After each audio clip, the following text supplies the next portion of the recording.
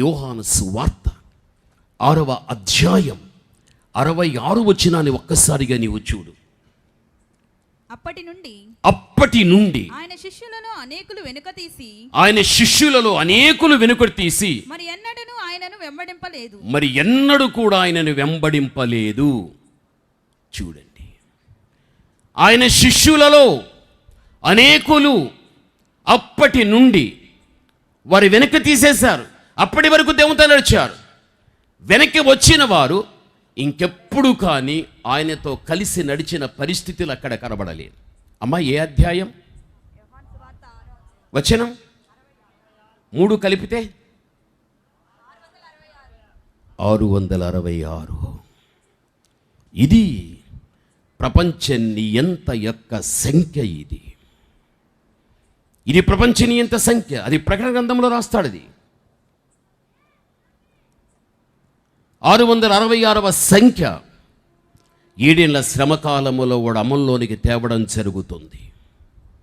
ముద్ర వేసుకున్న వానికే క్రయ విక్రయం. ముద్ర వేసుకోకుండా క్రీస్తు కోసం బ్రతికేవారు శిరచ్ఛేదం.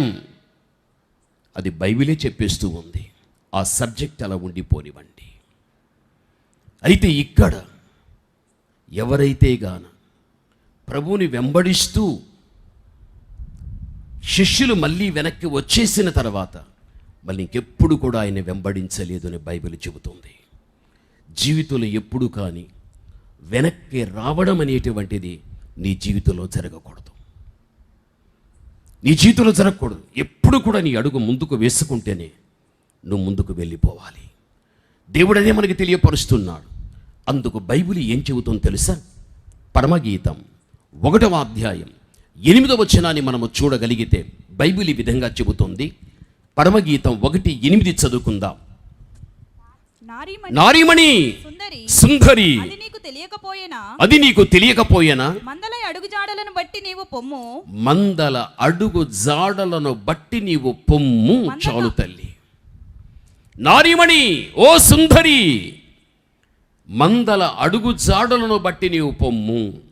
నీ పాదపు యొక్క అడుగు మందల అడుగు జాడలను బట్టి నువ్వు పోవాలి అంటున్నాడు. ఎవరికి చెబుతున్నాడు? నారీమణికి చెబుతున్నాడు. నారీమణి సుందరి, నీకంటే ముందు మంద ఉండగలిగాది. ఆ మందల అడుగుజాడలో నువ్వు వెళ్ళాలి. ఎవరి నారీమణి? ఈ నారీమణి కంటే ముందున్నట్టు మందల అడుగుజాడు, ఆ మందలు ఏది? ఆ మంద అడుగుజాడలో నువ్వు వెళ్ళు అని చెప్పబడుచూ ఉంటున్నది.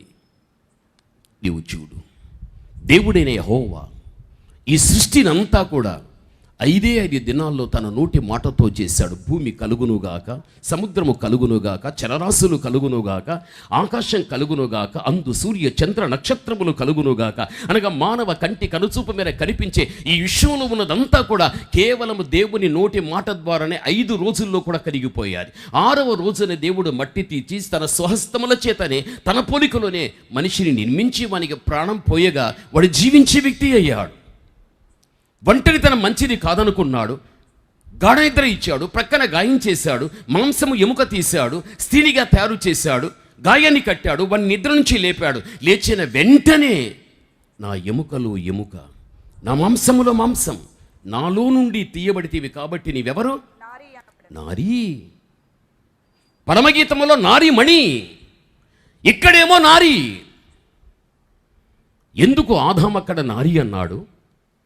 పరమగీతంలో ఎందుకు నారీమణి అంటున్నాడు అని మనం ఆలోచించగలిగితే, ఆదాము నారీ అని పిలవడం చూస్తున్నాం. అయితే ఆ నారీని దేవుడు నారీమణిగా చూడాలని అనుకున్నాడు. మణి అంటే విలువైనది, శ్రేష్టమైనటువంటిది. ఈ యొక్క అవ్వ అది ఒక విలువైనదిగా, అదొక శ్రేష్టమైనదిగా ఉండాలి అని దేవుడు ఆమె భవిష్యత్తును ఆ విధంగా చూడాలని అనుకున్నాడు. చూడండి, సృష్టిలో ఆదాము హవ్వకు దేవుడు అన్నీ ఇచ్చేశాడు. అయితే ఒక్కటి వారికి ఇవ్వలేదు.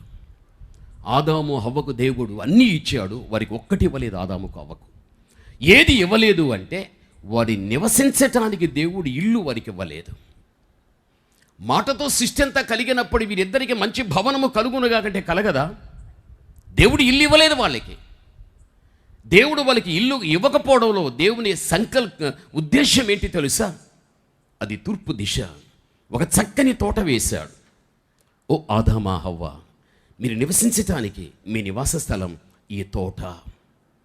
ఎందుకు దేవుడు తోట వేసి తోటలో వారిని పెట్టాడు అంటే మీ ఇద్దరి యొక్క భవిష్యత్తు తోటలాగా ఉండాలి.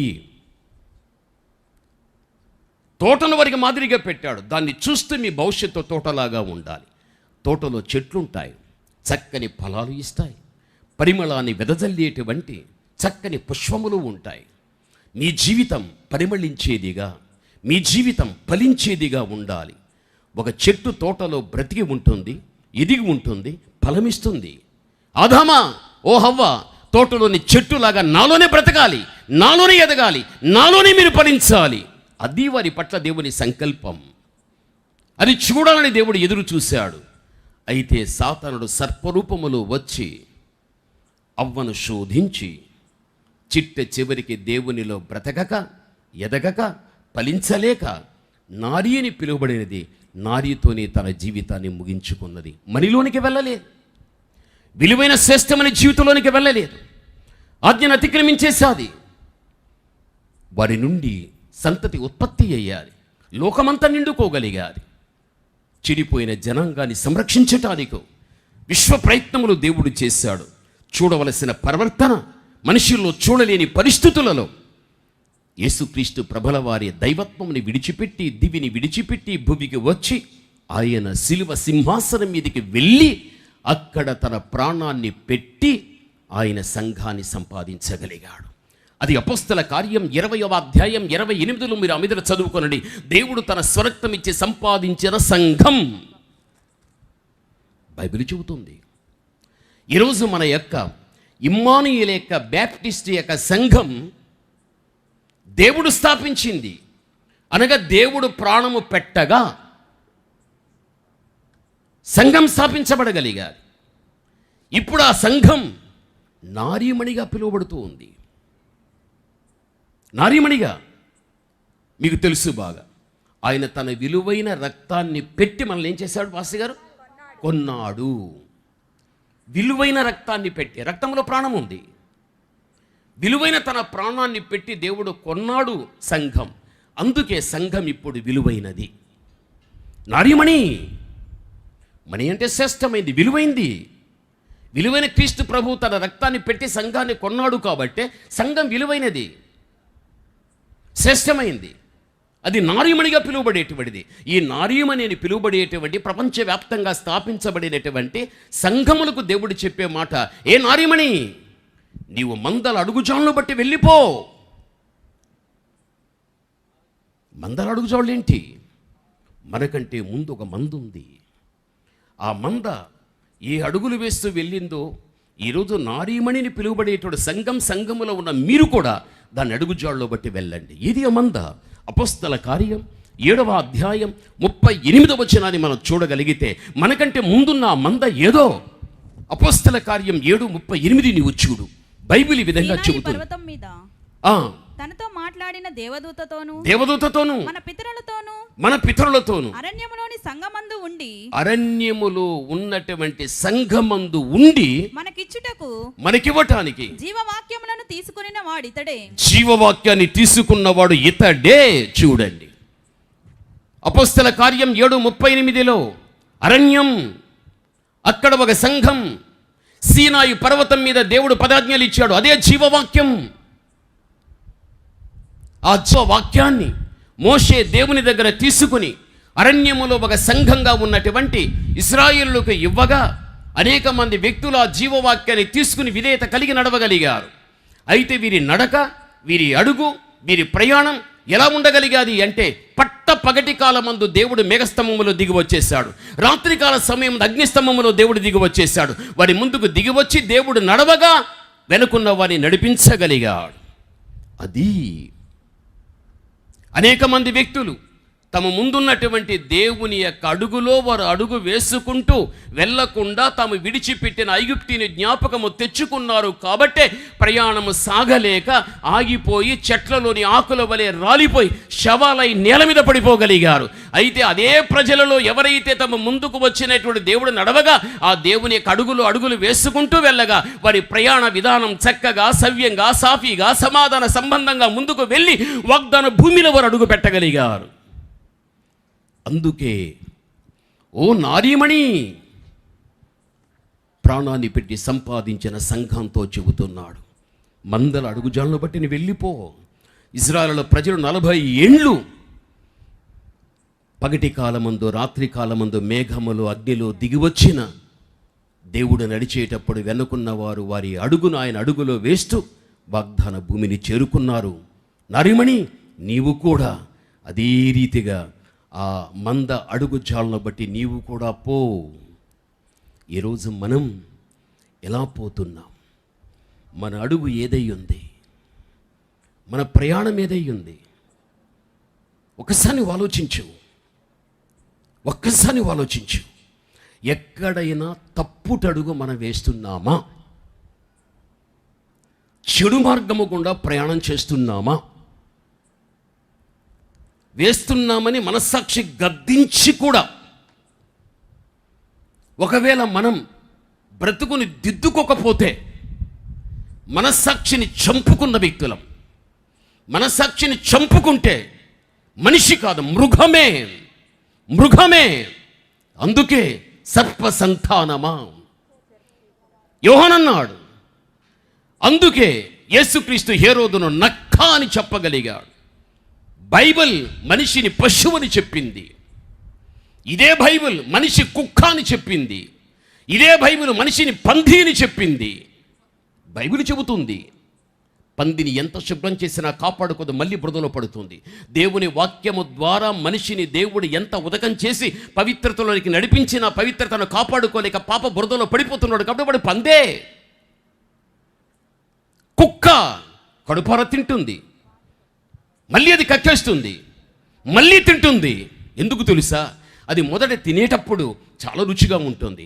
కడుపులోకి వెళ్ళి కొంతసేపు ఉండి మళ్ళీ కక్కేస్తే మొదటి దానికి ఉన్న రుచి కంటే 2 అంతల రుచి ఉంటుందంట కక్కింది తింటే.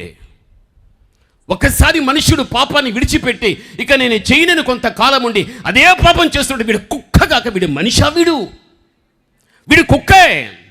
బైబిల్ చెబుతుంది. వాక్యాన్ని మనుష్యుడు వింటున్నాడు, లోబడల. పశువు కఠినమైంది, మనిషి కూడా వాక్యాన్ని వింటున్నాడు. కానీ మనస్సును మాత్రం వాక్యము దగ్గర కఠినంగా పెట్టినాడు కూడా మనిషి కాదు, పశువే. ఇలా చెప్పుకుంటూ వెళ్ళగలిగితే బైబిల్ ఎంతగా క్రైస్తవ సమాజంలో ఉన్న వ్యక్తులు ఈ యొక్క జంతువుల వల్ల వ్యవహరించినప్పుడు, వాడి గుణగణములు కలిగి జీవించినప్పుడు మనిషిగా పిలువబడరు, కానీ జంతువులుగా పిలువబడగలుగుతారు. కాబట్టి ఎప్పుడో దేవుడు ఇందులో రాసి పెట్టగలిగాడు. ఈరోజు మన వ్యక్తిగత జీవితంలో ఎక్కడైనా ఇటువంటి పొరపాట్లు జరుగుతూ ఉండినట్లయితే మన బాగోగును కోరినటువంటి దేవుడు అటువంటి జీవితానికి స్వస్తి చెప్పి ఇకనైనా మన జీవితంలో ఆయన అడుగులో మనం అడుగు వేసుకుంటూ సాగిపోవడం ఎంతైనా మన జీవితానికి మంచిది అని బైబిల్ మనకు చెబుతుంది. ఈరోజు నువ్వు ఆలోచించు, నీ అడుగు ఏదై ఉన్నది? మంచిగా వేస్తున్నామా లేక చెడుగా ఉందా? బైబిల్ ఏం చెబుతుందో తెలుసా? కొలనూలు చేత పట్టుకుని 1000 మురలు మళ్ళీ దేవుడు కొలిచి యెహెజ్కేలు నడువు అన్నాడు. చీలమండల లోతు నుండి యెహెజ్కేలు నడవగా ఆ 1000 మురలు పూర్తి కాగా అది మోకాళ్ళ లోతు వరకు వచ్చాది. ఈ 1000 మురలే 1000 సంవత్సరములు. ఈ మోకాళ్లకు సంబంధించిన వ్యక్తి 1000 ఏండ్ల కాలంలో కనిపిస్తున్నారు. అనగా హానోకు నుండి అబ్రహాము వరకు 1000 సంవత్సరములు. అబ్రహాము ఎవరు అంటే మోకాళ్లకు సంబంధించిన వ్యక్తి.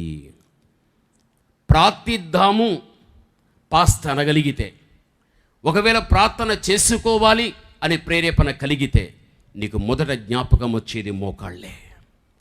నీ మోకాళ్ళు నేల మీద వేసి నువ్వు ప్రార్థన చేయడం అనేది జరగగలుగుతుంది. మోకాళ్ళుగాను అర్థం చేసుకోవద్దు. పాదాలు ఏ విధంగా మనం వేసే అడుగుజాడలను సూచిస్తుందో మోకాళ్ళు మన ప్రార్థనా జీవితాన్ని సూచించుచూ ఉన్నది. అబ్రహాము ప్రార్థనా జీవితాన్ని కలిగినటువంటి వాడు. ఒక స్నేహితుడు ఒక స్నేహితునితో మాట్లాడినట్టుగా అబ్రహాము దేవునితో మాట్లాడే సందర్భములో 6 పర్యాయములు అబ్రహాము ఏకధాటిగా దేవుని దగ్గర విజ్ఞాపన చేశాడు. సొదొమ గొమొర్రాల్లో ఇరుక్కుపోయినటువంటి తన సోదరుడైన లోతు విషయంలో 6 సార్లు విజ్ఞాపన చేశాడు. అబ్రహాము జీవితం ప్రార్థనా జీవితం. ఈరోజు మనం ఆలోచిద్దాం, మనలో ప్రార్థన ఎంత ఉంది అనేది మనం అర్థం చేసుకోవాలి. ప్రార్థన క్రైస్తవునికి చాలా ప్రాముఖ్యమైనటువంటిది. ప్రార్థన చెయ్యాలి అని నేను చెప్పచ్చు, అయితే చెప్పేటువంటి నేను ఆ ప్రార్థన నాలో ఉందా లేదా అని మొట్టమొదటగా నేను పరీక్షించుకోవాలి. నేను ఎక్కడికి వెళ్ళి వాక్యం చెప్పటానికి వెళ్ళినా మొదట, ప్రభువా మొదట నాతో మాట్లాడు, తర్వాత ప్రజలతో మాట్లాడు. ఆ విధంగా నేను దేవుని అడిగి వెళ్తాను. చేసే ప్రసంగం మొదట నాకు, రెండవది మీకు. ప్రార్థన చెయ్యాలి అని వాక్యాన్ని బట్టి నేను చెప్పినప్పుడు నేను ఎంత చేస్తున్నానో నన్ను నేను పరీక్షించుకోవాలి. నాలో ప్రార్థన లేకపోతే నేను తప్పు చేసిన వ్యక్తినే. కాబట్టి నేనైనా మీరైనా తప్పనిసరిగా దైవ సన్నిధిలో మనము ప్రార్థన చెయ్యాలి. సరే, ఏమని ప్రార్థన చేయాలి? నా భర్తను, నా భార్యను, నా కుమారుణ్ణి, నా కుమార్తెను ఆశీర్వదించు, మాకు చక్కని ఇల్లు ఇవ్వు, మా పిల్లలకు విద్య రావాలి, కోర్సు ఉండాలి, ఉద్యోగం కావాలి, వారికి వివాహం కావాలి, గర్భఫలం కావాలి, వ్యాపారం జరగాలి, మా బిడ్డలు పాస్ అయిపోవాలి. జీవితం అంతా ఇవే ప్రార్థనలు, జీవితం అంతా ఇవే ప్రార్థనలు. చచ్చేటప్పుడు కూడా రాత్రుల్లో పీడకల రాకూడదు, దొంగలు పడకూడదు. ఇవన్నీ కూడా ఎలా ఉంటాయంటే ఇది రొటీన్గా ఇవే. ఈ ప్రార్థనలు వద్దు. బైబిల్ ఎటువంటి ప్రార్థన చేయమన్నాడు తెలుసా? యెహెజ్కేలు 22వ అధ్యాయం 30వ వచనం చూడు. క్రైస్తవ సమాజము తెలుసుకోవలసిన విషయం ఇది. మీరు బైబిల్ గ్రంథం తీసి ఉంటే దయచేసి తీసి మీరు చూడండి. యెహెజ్కేలు 22వ అధ్యాయం 30వ వచనాన్ని చదువుకుందాం. నేను దేశమును పాడు చేయకుండునట్లు ప్రాకారాన్ని దిట్టపరచటానికి బద్దలైన సందులలో నిలుచుటకు తగిన వాడు ఎవడని నేను ఎంత విచారించినను కనబడలేదు, ఒక్కడు కూడా నాకు కనబడలేదు. కావున నేను చాలు తల్లి. ఈ యెహెజ్కేలు 22:30లో చూస్తే గాన దేశమును పాడు చేయకుండునట్లు ప్రాకారాన్ని దిట్టపరచటానికి బద్దలైన సందులలో నిలువదగిన వాడు ఎవడైనా ఉన్నాడా అని నేను ఎంత విచారించినా ఒక్కడూ నాకు కనబడలేదు అంటాడు. అంటే దాని అర్థం ఏంటి అంటే, ఒక సుత్తి మనము తీసుకొని ఒక బండ దగ్గరికి వెళ్ళి సుత్తితో బండను గట్టిగా కొట్టగలిగితే ఆ దెబ్బకు బండ నడిమికి చీలిపోతుంది. చీలిపోయిన తర్వాత కుడి ఎడమ కొంచెం జరిగిపోతుంది, మధ్యన ఖాళీ స్థలము ఏర్పరచబడుతుంది, ఒక సందులాగా ఏర్పరచబడుతుంది. ఆ సందులో నిలవదగిన వాడు దేవునికి ఒక్కడు కావాలి. అందే బద్దలైన సందులలో నిలవదగిన వాడు నాకు ఒక్కడు కావాలి. లోకమంతా నేను ఎంత విచారిస్తున్నా ఒక్కడు కూడా నాకు కనబడలేదు. ఎంత బాధపడిపోతున్నాడు దేవుడు. అంటే దాని అర్థం ఏంటి తెలుసా? నేను బాబు రండి, ఇద్దరు రండి. దాని అర్థం ఏంటి తెలుసా? బైబిల్ ఏం చెబుతుంది అంటే, ప్రభునందు ప్రియమైనటువంటి వాళ్ళారా, ఈ బద్దలైనటువంటి సందులో నిలవదగడం అనేటువంటిది ఎవరైతే గాన నిలవడం జరుగుతుందో వారిని బట్టి దేవుడు చాలా సంతోషించగలుగుతాడు, చాలా ఆనందపడగలుగుతాడు. అలాంటి వారు కనబడలేదు కాబట్టే సంతోషం లేకుండా అని చాలా బాధపడిపోతూ ఉన్నాడు. ఇప్పుడు మనం ఆలోచించగలిగితే గాన, ఇప్పుడు దేవుడు మనిషి అనుకోండి. దేవుడు ఎవరు అంటే ఆయన పాపము లేని మహా గొప్ప పరిశుద్ధుడు.